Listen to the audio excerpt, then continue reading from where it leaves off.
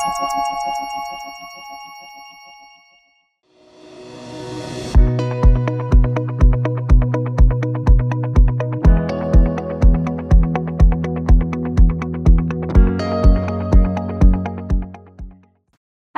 Bapak Ibu, salam sehat. Kali ini saya Anita Rentauli Gultom dari Direktorat Kesehatan Lingkungan akan menyampaikan materi tentang tahapan proses produksi pangan siap saji. Submateri ini nanti kita akan bahas ada 6 topik. Yang pertama tentang penerimaan dan pemilihan bahan pangan, yang kedua tentang penyimpanan bahan pangan, yang ketiga tentang pengolahan atau pemasakan, penyimpanan bahan pangan matang, yang kelima pengangkutan pangan matang, dan terakhir nanti tentang penyajian pangan matang. Nanti kita ulas satu-satu ya. Jadi yang pertama kita bicara tentang penerimaan dan pemilihan bahan baku. Untuk penerimaan dan pemilihan bahan baku, nanti kita akan lihat dari 3 hal. Yang pertama, bagaimana dengan kondisi kendaraan atau areanya gitu ya. Karena pada saat, di penerimaan dan pemilihan bahan pangan, hal yang perlu kita perhatikan adalah kendaraan pengangkutnya.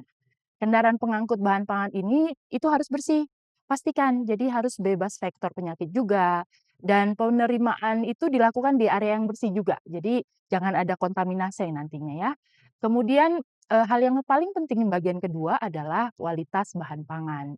Bahan pangan itu harus berada pada wadah dan suhu yang sesuai. Pangan yang dikemas misalnya yang berlabel itu harus dicek. Nah, apakah dia terdaftar, kemudian, tidak ada kadaluarsanya, kemudian, kalau dia bentuknya kaleng, dia tidak dipastikan bentuknya tidak berubah ya, misalnya nggak ada penggelembungan, bocor, atau penyok, bahkan berkarat. Nah, untuk es batu, kita kadang pakai juga es batu, ini coba nanti dicek dari, penyedianya, apakah bahan baku untuk es batu ini dia pakai, sumber air dengan kualitasnya sudah air minum ya. Jangan sampai dipakai dari sumber air yang lain. Nah, tidak kalah penting dari penerimaan dan pemilihan bahan pangan itu adalah dokumentasi. Mungkin ini menjadi apa ya, persiapan juga buat tidak hanya kita di dalam penerimaan atau pemilihan bahan, tapi juga nanti untuk kita perhatikan apakah dalam penerimaan ini sudah terdokumentasi dengan baik. Misalnya dari jumlahnya, dari memastikan tidak kadaluarsanya, bahwa tadi kita terimanya juga sudah bersih gitu ya, itu juga perlu dibuatkan. Eee, kita perlu waspadai bahwa dalam penyiapan bahan pangan ini tolong dipastikan adakah nanti dalam penerimaan bahan pangannya ada bau-bau yang aneh atau yang tidak normal begitu dalam bahan, biasanya atau mungkin dari bentuknya gitu. Jadi kadang-kadang teman-teman mungkin menerima wortel, sama-sama wortel tapi mungkin bentuknya ada yang, tidak pas begitu ya, untuk nanti memperlambat teman-teman juga atau bapak ibu dalam menyiapkan bahan baku ini untuk diproses selanjutnya. Selanjutnya kita akan lihat untuk penerimaan bahan pangan yang dia bersumber dari hewani maupun nabati. Untuk yang pangan-pangan yang sumbernya dari hewani dipastikan, bahan yang kita terima itu pertamanya harus segar ya. Kalau untuk daging dia warnanya merah, dia segar tidak ada bau-bauan, seratnya halus, lemak lunaknya juga warnanya kuning gitu ya. Untuk yang dia dagingnya unggas, dia harusnya warnanya putih, kekuningan, lembek, kemudian tulangnya juga kekuningan.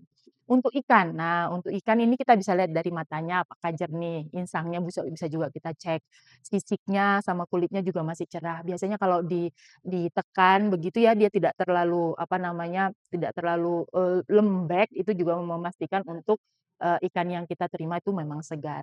Dan yang terakhir yang tidak kalah penting adalah kalau kita menerima telur. Nah itu telurnya kita lihat dia, kulitnya masih masih utuh, kuat, kulitnya juga kering, kalau dikocok misalnya gitu ya, random aja, dia tidak, koclak gitu, tidak ada menimbulkan bunyi kayak udah terlepas begitu ya, apa namanya, telurnya. Itu menandakan telur-telur itu atau produk hewani tadi yang di atas itu tidak segar. Itu mungkin bisa harus kita tolak ya, atau kita ganti mungkin dari, supplier yang berbeda. Untuk pangan yang bentuknya nabati bisa jadi misalnya bentuknya buah, sayuran, atau misalnya bumbu-bumbu kering, atau biji-bijian. Nah, ini perlu dipastikan fisiknya baik gitu ya. Jadi dari bentuknya sendiri kita harus pastikan utuh gitu ya, tidak ada yang, pecah atau tidak ada yang berantakan begitu, kulitnya juga utuh, warnanya juga sesuai. Untuk sayur-sayuran ini mungkin agak unik ya, teman-teman juga Bapak Ibu harus hati-hati melihatnya, mungkin yang tidak layu, kemudian lihat dari bebas kotorannya, yang bentuknya juga masih segar, karena ini nanti mempengaruhi kepada pengolahan kita selanjutnya. Karena kalau dia terlalu kotor, nanti kita harus beberapa kali nanti harus membersihkan. Terus untuk bumbu-bumbu kering, ini dipastikan juga dari warnanya yang masih segar ya, dia mengkilap dan enggak ada dan bebas dari kotoran, itu. Dan untuk biji-bijian, sebenarnya kita lihat, secara kasat begitu tidak ada, biji-bijian lain yang rusak gitu ya, jangan-jangan yang lainnya sudah berlubang begitu, kotorannya juga udah banyak tapi tidak kelihatan. Hal yang kedua, tadi di awal kita sudah bicara adalah bagaimana tentang penyimpanan bahan pangannya sendiri. Nah, untuk penyimpanan bahan pangan ini, kita harus memperhatikan adalah pertama ada prinsipnya. Nah, prinsip-prinsip dalam penyimpanan itu yang pertama adalah FIFO. Artinya first in-nya itu yang first out-nya. Atau dia juga kita pertimbangkan juga tentang FIFO atau first expired, first out. Jadi ada dua hal, yang pertama tadi ya, first in yang datang duluan itu akan kita pakai duluan. First expired kita lihat tadi kan dia kan ada tanda kadaluarsanya ya, mungkin yang kadaluarsanya lebih dekat, ini yang kita pakai duluan gitu ya. Kemudian, kalau menyimpan pangan atau bahan pangannya, ini dipisah dari bahan mentah ya. Karena, kami perhatikan di beberapa tempat masih ada yang karena tempat begitu ya, karena wilayah, lokasinya kadang-kadang penyimpanannya masih digabungkan nih, gitu. Jadi, ini dipastikan untuk tidak ada kontaminasi silang. Prinsip yang kedua adalah tentang suhu penyimpanan. Ini pasti berbeda. Kalau misalnya panganan segar, itu harus disimpan dengan suhu yang, minimumnya atau di bawah 4 derajat atau dingin gitu ya. Untuk pangan segar ya seperti daging tadi kan yang, apalagi yang pangan-pangan hewani kecuali telur ya. Kemudian untuk sayur atau buah ini bisa kita simpan di suhu 10 sampai 15 derajat. Untuk pangan-pangan olahan atau pangan-pangan kering, ini bisa simpan di suhu ruang, jadi nggak mesti pakai AC. Kalau untuk tadi menjaga optimum dari suhu untuk pangan segar harus 4 derajat atau 10 sampai 15, mungkin karena climate-nya kita pasti tidak mungkin mencapai optimum itu, harus dipastikan suhu ruangnya itu pakai AC aja, gitu ya. Kalau untuk minim 4 derajat berarti pakai kulkas, gitu ya. Dan terakhir adalah tata letak. Ini kadang-kadang yang kita perhatikan adalah bahan pangan itu nggak disimpan dengan pallet atau dikasih rak gitu ya, dengan ketinggiannya nggak banyak-banyak kok, cuma 15 sentimeter aja gitu ya. Dan kemudian dari dinding juga harus dijaga jaraknya, dari langit-langit juga. Nah, penempatan ini juga dilakukan untuk tidak terlalu padat ya, untuk menjaga sirkulasi udara. Oke. Nah, ini adalah contoh-contoh, apa namanya, misalnya kayak bakso begitu. Bakso itu kan dari pangan, hewani ya. Nah, ini biasanya kan udah direbus juga, apa namanya, biar kalau misalnya mau ngambil baksonya, dilihat, suhu penyimpanannya, kemudian, kalau misalnya mau dipakai gitu, kalau dipakai, pada saat, baksonya mau dipakai gitu, secukupnya begitu, yang lainnya nanti tetap disimpan. Nah, ini adalah contoh-contoh saran penyajian dan kalau, bisa disebutkan juga untuk, apa, labelnya gitu ya, label rekomendasi minta dari apa, eee penyedianya begitu. Karena akan kelihatan ini udah kapan diproduksi juga dan penyimpanan optimumnya yang baik itu kapan. Untuk penyimpanan bahan pangan ada 3 hal yang perlu diperhatikan ya. Yang pertama, untuk bahan pangan beku seperti, produk-produk hewani seperti tadi ya, daging misalnya, jeroan, ikan, makanan laut, ini kalau nggak digunakan langsung, agar disimpan di suhu di bawah 18 derajat Celcius. Nah, tapi jika langsung digunakan, bahan pangan tersebut bisa disimpan di suhu 4 derajat. Jadi bisa diatur ya cara kita nanti penyimpanan bahan pangan, mana yang kira-kira mau dipakai 2 hari lagi atau harus langsung dipakai, nanti bisa posisinya juga di dalam penyimpanan kulkas bisa kita atur. Nah, jika bahan pangannya disimpan di suhu ruang, ini maksimal penyimpanannya cuma 2 jam. Ingat ya, kalau dia bahan-bahan di suhu ruang itu maksimal penyimpanannya 2 jam. Jadi kalau udah mau langsung dimasak atau tunggu disiapkan itu 2 jam. Jadi dikeluarkan dari kulkas juga jangan cepet-cepet, begitu ya. Nah, yang berikutnya adalah untuk, telur. Telur itu dapat disimpan dalam suhu ruang, maksimal 25 derajat. Jadi, jika disimpan tanpa proses pembersihan terlebih dahulu. Jadi untuk telur, kalau disimpan nggak pakai dibersihin dulu, harus disimpan di 25 derajat. Tapi kalau udah dibersihkan, udah didesinfeksi, disimpannya di suhu 5 derajat, artinya kita masukin ke kulkas kalau sudah dibersihkan, gitu ya. Eee Selanjutnya untuk, perhatian-perhatian kita juga lagi terhadap penyimpanan bahan pangan adalah kalau dia misalnya kita, tempat pengolahan pangannya kita menerima bahan makanan yang bentuknya sudah jadi, berkuah, berprotein tinggi, ini dan nantinya akan disimpan di suhu ruang 25 derajat, maka hanya bisa bertahan selama 2 sampai 4 jam setelah pengiriman dari pemasok. Artinya dari pemasoknya kita hitung, dari perjalanan juga sampai nanti kita terima, itu cuma 2 sampai 4 jam. Untuk bahan pangan yang bentuknya sudah, matang gitu ya, atau berprotein. Karena nanti kalau lebih dari situ, ini dianggap makanannya itu udah rusak gitu ya. Jadi sayang sekali. Jadi harus diatur betul dari mana supplier kita, ngambilnya dan juga harus diperhatikan aspek yang, baik dari sisi, apa ya namanya, yang segarnya makanan, kemudian penyimpanannya juga seperti apa. Jika sudah melewati 4 jam, dengan suhunya misalnya mulai dari dia dikirim itu di danger zone-nya itu 5 derajat sampai 60 derajat, maka makanan tersebut sebenarnya harus dibuang. Jadi kita perhatikan pengiriman itu berapa sebenarnya, suhu yang kita, disiapkan dari pengiriman itu. Kita akan lihat bahan pangan yang berbau tajam itu harus disimpan dalam wadah tertutup rapat. Jadi, apalagi nanti kalau mau kita satukan misalnya di dalam satu tempat penyimpanan, ini dipastikan untuk tetap tertutup ya, agar tidak terserap dengan, bahan pangan yang lain. Tempat penyimpanan juga harus terpelihara apapun bentuknya, kulkas gitu ya, ada regular cleaning lah ya, untuk teman-teman bisa lakukan kalau misalnya Sabtu atau hari di mana ada tempat break untuk kita tidak ada, penyediaan makanan misalnya, untuk dibersihkan secara, semuanya dikeluarkan dan dibersihkan, dan dipastikan juga untuk tidak tersedia bahan pangan dari vektor atau yang lain dan terpisah dan dikelompokkan sesuai jenisnya dan dia nanti disimpan di bahan tara pangan dan kondisinya juga tertutup. Nah, sekarang setelah penyimpanan, kita lihat adalah hal-hal yang perlu kita perhatikan untuk pengolahan ataupun pemasakannya. Nah, ini yang pertama, setiap pengolah pangan atau penjaga pangan itu harus menerapkan pembersihan atau sanitasi peralatan. Jadi, sebelum kita memulai, kita pastikan dulu peralatannya sudah bersih, kemudian pangan pangan yang akan disiapkan oleh penjaga pangan itu menerapkan juga higien perorangan ya. Kita kan ada pakai EPD, kemudian kalau etika bersin, etika batuknya seperti apa. Dan yang terakhir adalah bahan pangannya itu harus dibersihkan dengan air mengalir.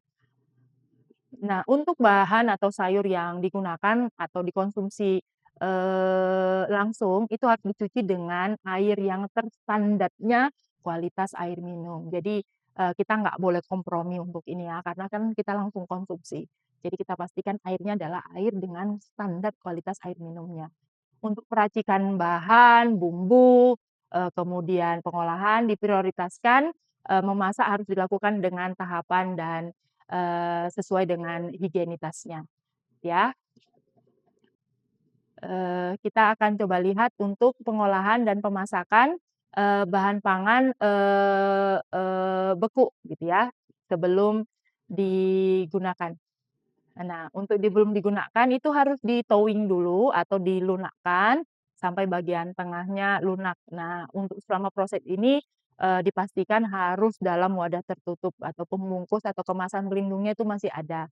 Terus, misalnya ada beberapa cara nih untuk thawing-nya. Jadi yang pertama dari freezer dipindahkan dulu ke suhu lemari pendingin atau chiller-nya. Kemudian nanti bisa juga bahan beku yang tadi yang dari freezer bisa juga langsung ke microwave atau bahan pangan bekunya di-thawing dengan air mengalir. Jadi ada 3 hal yang bisa kita pastikan. Balik lagi untuk air mengalirnya harus kualitasnya air minum ya. Nah untuk, next kita lihat, untuk perhatian lagi untuk, pemasakan adalah pada saat mencicip makanan itu harus menggunakan peralatan ya dalam cicipannya dan kemudian jangan diulang gitu, double dip namanya jadi jangan ya. Kemudian untuk bahan tambahan pangan itu harus sesuai dengan ketentuan peraturan perundang-undangan yang berlaku. Bahan pangan yang sudah dilakukan promosian untuk, apa namanya, dipastikan agar tidak terkontaminasi dan yang disimpan, yang pangan-pangan matang yang tidak disimpan dalam kondisi terbuka, itu di area pengolahan pangannya, jangan disimpan terbuka begitu. Dan perlu dilakukan pemanasan ulang, sesempurna mungkin di atas suhu optimum yang tadi, untuk memastikan makanan kita yang, sudah kita masak gitu ya, bisa betul-betul dijaga, suhu optimum yang untuk apa namanya, penyajiannya.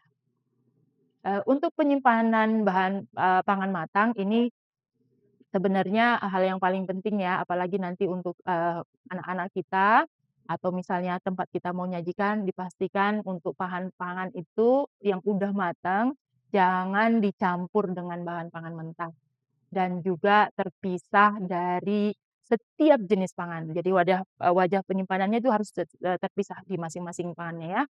Dan untuk penjama pangan yang bekerja di jasa boga, maka harus menyimpan 1 porsi pangan sebagai bank sampel dan nanti disimpan di tempat yang steril dan juga di suhu di bawah 5 derajat selama 2 kali 24 jam. Jadi ini sebagai bank sampel kita nanti jika terjadi apa-apa. Bahan pangan yang beku, matang yang udah beku ini kan, yang sudah dilunakkan tidak boleh dibukukan kembali. Misalnya tadi pada saat udah mateng, langsung kita masukkan beku, terus kemudian dibukuin lagi karena nggak habis misalnya itu nggak boleh ya. Jadi hanya sekali saja untuk dibukukan dan kemudian dilunakkan untuk segera langsung dikonsumsi. Untuk buah potong, untuk salad yang, sejenis seperti itu, artinya tidak ada proses pemasakan, ini harus disimpan di suhu aman, dengan suhu derajatnya kurang dari 5 derajat atau di cool box juga boleh. Nah, untuk pangan jadi yang berkuah itu disimpan di kondisi suhu panas dengan suhunya di atas 60 derajat yang suhu danger zone tadi ya. Dan yang terakhir itu disimpan, sedemikian rupa yang, menghindari kemungkinan tidak terkena kontak dengan vektor atau binatang yang lain. Jadi kalau misalnya makanan matang itu jangan di bawah, makanya tadi kita minta ada pelletnya, kemudian disimpan di tempat yang tidak bisa diraih begitu ya, atau misalnya vektornya bisa jalan-jalan. Nah, untuk pengangkutan, pangan matang, nah yang perlu kita lakukan di dalam pengangkutan bahan matang ini adalah, nah yang pertama kita perhatikan adalah alat pengangkutnya. Nah, untuk alat pengangkutnya ini perlu kendaraan yang khusus gitu ya, yang bebas dari kontaminasi, tidak campur-campur dengan, pengangkutan bahan yang lain, apalagi bahan pangan gitu ya. Kemudian nanti mengisinya juga jangan sampai penuh karena perlu ada sirkulasi udara dan perlu dipastikan dia terhindar dari debu atau kontaminasi. Dan selama perjalanan juga perlu dipastikan untuk tidak goyang-goyang ya, sehingga nanti, ada kemungkinan untuk terbuka begitu, tempat, penyajian makanannya. Dan, sebenarnya yang paling penting adalah, pengendalian suhu. Panas itu perlu diperhatikan, apalagi misalnya di atas 60 derajat, di atas danger zone tadi perlu diperhatikan juga atau misalnya dipertahankan di suhu di bawah 4 derajat. Dan waktu pemindahan antar transportasi itu nggak boleh lebih dari 20 menit, itu yang, kita harapkan walaupun misalnya tidak bisa dalam pengendalian suhu ini, tapi waktu pemindahannya dipastikan betul ini kurang dari 20 menit.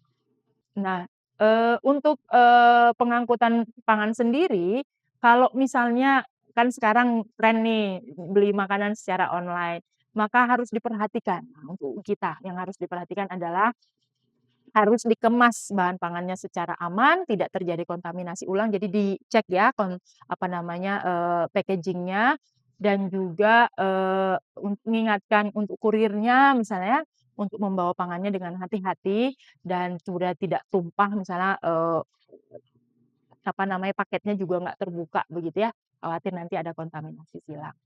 Dan yang terakhir adalah penyajian pangan matang.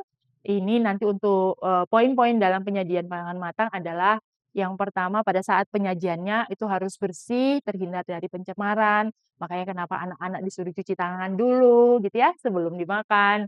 Dan kemudian, tempat penyimpanannya juga dari yang tarapangan, yang tertutup begitu ya. Kemudian, bahan matang yang mudah rusak atau disimpan, pada suhu yang di danger zone tadi itu harus dikonsumsi 4 jam setelah matang. Jika masih misalnya akan ada setelah 4 jam itu mau dimakan harus dipanasin ulang gitu ya. Nah kemudian, bahan matang yang disajikan dalam keadaan panas, ini harus ditempatkan di fasilitas penghangat pangan dengan suhu 60 derajat atau lebih. Dan yang lainnya adalah kalau misalnya bahan matangnya disajikan dalam keadaan dingin, ini harus ditempatkan di fasilitas pendingin yang tadi di bawah danger zone lagi tadi 5 derajat dan harus mengontrol suhu penyimpanan. Jika suhunya di atas 4 derajat maka itu harus segera dikonsumsi. Yang lainnya adalah bahan matang yang disajikan dalam kotak atau kemasan harus ditandai batas waktu aman boleh dikonsumsi, gitu ya. Untuk yang misalnya Bapak Ibu yang sudah punya SLHS, tolong dibuatkan dalam kemasannya SLHS-nya, nama usahanya, nomor teleponnya yang bisa dihubungi dan disegel untuk mencegah tumpah, gitu. Dan kalau dia misalnya dalam, kantong plastik ini nggak boleh ditiup dulu ya sebelum isi makanan. Memang kadang-kadang kita biar terbuka begitu, tapi itu nggak boleh karena mencegah adanya bakteri juga dari, mulut kita yang masuk ke dalam, plastik penyajiannya. Dan kalau misalnya dia pakai prasmanan, ini menggunakan piring yang bersih untuk setiap sajian yang baru, jadi ganti. Jadi walaupun dia refill, itu harus diganti. Kemudian piring yang masih ada sisa pangannya itu tidak boleh digunakan kembali. Pangan matang sisa kalau sudah melewati batas konsumsi ini nggak boleh dikonsumsi lagi ya. Dan pangan yang berkadar air tinggi, kalau menjelang waktu, menjelang waktu penyajian itu dicampurnya pada saat mau dihidangkan gitu ya, biar enggak cepet basi gitu. Kemudian bahan yang tidak dikemas dengan, penutup, ini yang tidak dikemas disajikan dengan penutup, atau dimasukin di lemari display. Jadi kalau misalnya dia, nggak pakai ada tutupnya begitu ya, nanti itu harus segera disajikan atau di-display yang ada tutupnya. Lanjut, kalau misalnya kita melakukan pemorsian, pastikan kondisi kebersihan peralatan dan wadah tetap, terjaga. Pemorsian untuk produk-produk yang perlu didinginkan, ini harus dicek, dikontrol suhunya, dan jika perlu harus dilakukan, dan, dikontrol di suhu yang dingin, dan dilakukan untuk kurang waktu, harus dilakukan dalam waktu yang kurang dari 30 menit. Dan terakhir, ini adalah yang terakhir, porsi makanan ini harus ditempatkan di wadah sekali pakai atau wadah yang reusable atau tadi tarapangan yang bisa dibersihkan gitu ya, dicuci dengan benar dan didesinfeksi. Dan kemudian yang bentuknya nanti dalam porsi-porsi ini harap ditutup dengan bahan yang cocok juga untuk peruntukannya. Itu dari kami tentang penyajian bahan pangan dan juga penyimpanannya. Untuk materi selanjutnya, ini yang terakhir, semoga Bapak Ibu semua tetap bisa mengikuti dan mengingat, pentingnya dari keamanan pangan untuk kemaslahatan bersama warga Indonesia. Terima kasih.